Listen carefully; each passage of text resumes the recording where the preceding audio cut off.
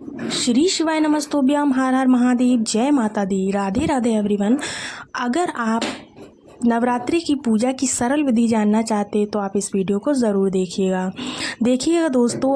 अगर आप जॉब करते हैं या आप स्टूडेंट हैं या आप किसी भी अन्य कारण से अगर आप पूजा में ज़्यादा समय नहीं लगा पाते हैं, चौकी लगाने की ज़्यादा जगह नहीं है आपके पास ज़्यादा सामग्री नहीं है, या फिर तो बिना कलश स्थापना किए, बिना जवारे बोए आप पूरे 9 दिन तक माता की पूजा कैसे करेंगे, इसी के विषय में आज यह वीडियो है। नवरात्रि पूजन की सबसे सरल विधि आपको यहाँ पर बताने वाली हूँ। यहाँ पर मैंने सबसे सरल विधि को शेयर किया है। चलिए शुरुआत करते हैं पहले नवरात्रि से। यानी कि नवरात्रि के पहले दिन आपको क्या करना है, सुबह सुबह स्नान वगैरह करके हमको एक चौकी लगा लेनी है। उस चौकी पर हमें लाल रंग का वस्त्र बिछा लेना है।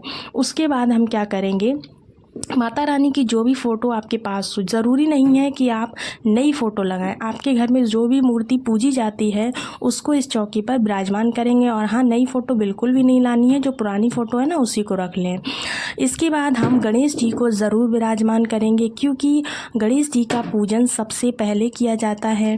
अब देखिए, कलश की स्थापना तो विस्तृत रूप से हम नहीं कर रहे हैं, लेकिन 9 दिन की पूजा है तो हम एक लोटा या एक कलश जल भरेंगे। उस कलश की कंठ पर, यानी कि जो गर्दन का हिस्सा होता है, उस पर हम मौली ज़रूर बांध देंगे और इसके बाद माता रानी के राइट हैंड की तरफ इसे रख देंगे। यानी कि माता रानी के सिर का मुख जिस तरफ होता है ना, उधर की तरफ हमें इस कलश को रख देना है। सूक्ष्म रूप से कलश की स्थापना ये हो जाएगी। बस हमें एक लोटा जल रखना है और अब 9 दिन तक के लिए यह जल यहीं पर रखा रहेगा। इस जल के ऊपर हम एक प्लेट में चावल भर के रख देंगे। क्या रखेंगे? चावल।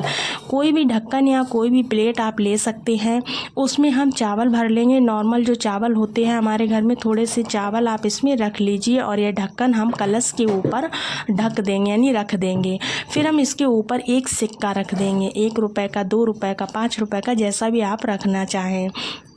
ये बहुत ही सूक्ष्म विधि से हमने कलश की स्थापना कर ली और 9 दिन तक ये कलश चौकी पर ही रहेगा। हमें इस कलश को बिल्कुल नहीं हिलाना है। स्थापना हो गई है, पहले दिन सिर्फ हमें स्थापना करनी है। 9 दिन तक हम इसी चौकी पर पूजा करेंगे। फिर हाथ जोड़कर माता रानी से प्रार्थना करेंगे, हे माता रानी, मैं आपकी पूजा इतने दिनों तक कर रही हूँ, कृपया आप मेरी पूजा को स्वीकार करें और मेरी जो भी मनोकामना है उसको पूर्ण करें। अब हम पूजा शुरू करेंगे। तो पूजा में सबसे पहले हम जल के छींटे लगा देंगे। जल के छींटे लगाकर भाव रूप में सभी को स्नान करा देंगे, जितनी भी हमने वहाँ पर मूर्तियों को विराजमान। उसके बाद हमें क्या करना है, हमें एक दीपक जला देना है। स्नान तो हमने पहले ही मूर्तियों को करा ही दिया था। अब हम सबको वस्त्र स्वरूप कलावा समर्पित करेंगे, यानी कि वस्त्र की जगह कलावा भी कर सकते हैं। वस्त्र अगर है तो वस्त्र कर दीजिए। गणेश जी को भी कलावा समर्पित कर दीजिए, माता रानी को भी कलावा समर्पित कर दीजिए।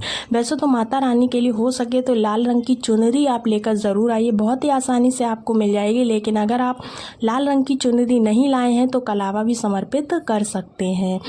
तो माता रानी को यहाँ पर मैं चुनरी बता दी मैंने और कलावा बता दिया। इसके बाद जो कलश है, कलश के कंठ पर हमने पहले से ही कलावा बांध दिया, यानी कि वस्त्र उनको पहले से ही पहना दिया है। अब हम इसके बाद क्या करेंगे, रोली से माता रानी का तिलक करेंगे, गणेश भगवान का तिलक करेंगे। उसके बाद जो कलश है ना, कलश का तिलक करेंगे। जितने भी आपने देवी देवता अपनी चौकी पर विराजमान किए हैं सभी को सभी को तिलक कर लीजिए। उसके बाद आपको जो लोटा आपने रखा है ना, उस पर स्वास्तिक का निर्माण ज़रूर कीजिएगा। उसके बाद हमें फूल चढ़ाने हैं, सभी जगह पर फूल अर्पित कर दीजिए। फूल अर्पित करने के बाद अगर हो सके तो आप माला ज़रूर बना लीजिए, माला को भी माता रानी को समर्पित कर दीजिए। इसके बाद हम भोग समर्पित करेंगे। तो भोग में देखिए, आप कोई भी चीज़ रख सकते हैं जो भी आपके पास हो। अगर कुछ भी नहीं है तो आप चीनी रख सकते हैं, चीनी नहीं है तो आप बतासे रख दीजिए। बतासे जो है, मीठे का भोग हमें लगाना चाहिए माता रानी को। कोई फल भी रख सकते हैं, क्योंकि माता रानी 9 दिन तक व्रत रहती हैं, तो इसलिए आपको मीठा ही खिलाना चाहिए। भोग समर्पित कर सकते हैं। भोग समर्पित करने के बाद हमको 1 लोटा जल समर्पित करेंगे। जल समर्पित करने के लिए हमको छींटे देने हैं। उसके बाद इस जल को उठाकर हम किसी भी वृक्ष की जड़ में डाल देंगे। इसके बाद हम यहाँ पर धूप दिखाएंगे। धूप दिखाने के बाद हमको भोग जो है अग्नि पर लगाना होता है। जो हम यहाँ पर अग्नि जलाते हैं ना, उस उस अग्नि पर भोग लगाना होता है। बहुत ज़रूरी है कि आप जो एक दिया मिट्टी का लेकर बैठे हो या पीतल का या तावे का, उसमें आप कपूर रख लीजिए।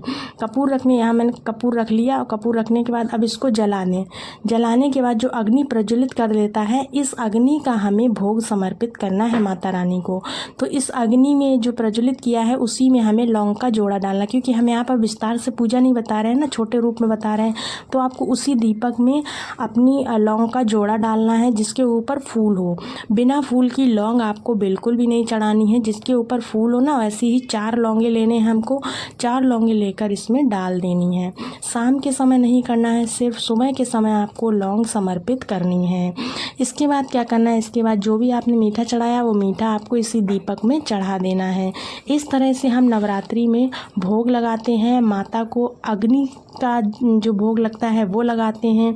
ये तो सीधा देवी देवताओं को पहुंचता है, और आप लोग भोग ज़रूर लगाइएगा। फिर हमें इसमें दक्षिणा भी समर्पित करना चाहिए। 9 दिन में किसी भी दिन आप दक्षिणा समर्पित कर सकते हैं। ऐसा नहीं है कि 9 दिन हमको दक्षिणा समर्पित करनी है। इसके बाद हमें आरती करनी है। आरती करने में सबसे पहले हमें गणेश भगवान की आरती करनी होती है। बड़े प्रेम पूर्वक कीजिए गणेश भगवान की आरती। उसके बाद हमें माता रानी की आरती करनी होती है। इसके बाद हाथ जोड़कर अपनी कमियों के लिए क्षमा मांग लें, माता रानी से क्षमा याचना कर लें। अपनी मनोकामनाओं को पूर्ण करने के लिए माता के सामने हाथ जोड़कर विनती कर लें। उसके बाद आपको क्या करना है, ये हमारी सुबह की पूजा संपूर्ण हो गई है। इसके बाद आपने जो दीपक जलाया है उसके मतलब पास में जल को थोड़ा सा फेर दें 2 से 3 बार। इसके बाद जो आपका जल है उस जल को आप जाके किसी भी वृक्ष में चढ़ा दीजिए, और जो भोग माता रानी को लगाया है उस भोग को वहाँ से उठा लीजिए। थोड़ी बहुत देर भोग रखा रहने दें। इसके बाद बतासे या मिश्री कुछ भी शाम तक रखा रहने दें। जो फल आपने चढ़ाए हैं वो किसी को दान में दे दें, किसी भी कन्या को या फिर किसी भी मंदिर में रखवा दें। 9 दिन तक हमें इसी तरह से पूजा करनी है। फ्रेंड्स, नवरात्रि पूजन की ये जो विधि थी वो बहुत ही सरल विधि है, लेकिन सरल होने के साथ साथ यह संपूर्ण विधि है। सरल चीज़ें सरल स्वभाव से भगवान को अति प्रिय होती हैं। अगर आप सरल तरीके से पूरी श्रद्धा से अपनी पूजा करते हैं तो आपकी सिंपल सी पूजा भी भगवान जरूर ग्रहण करते हैं। तो माता रानी के 9 दिन आपको इसी तरह से पूजा करनी है। तो दोस्तों, उम्मीद है कि आपको इस वीडियो में बताई गई सभी जानकारी समझ में आई होगी। किसी प्रकार का अगर आपका क्वेश्चन है तो आप कमेंट्स बॉक्स में कमेंट करके ज़रूर पूछिएगा, हम उसका रिप्लाई आपको ज़रूर करेंगे। तो चलिए मिलते हैं अगले वीडियो में। तब तक के लिए श्री शिवाय नमस्तोभ्यम, हर हर महादेव, जय माता दी।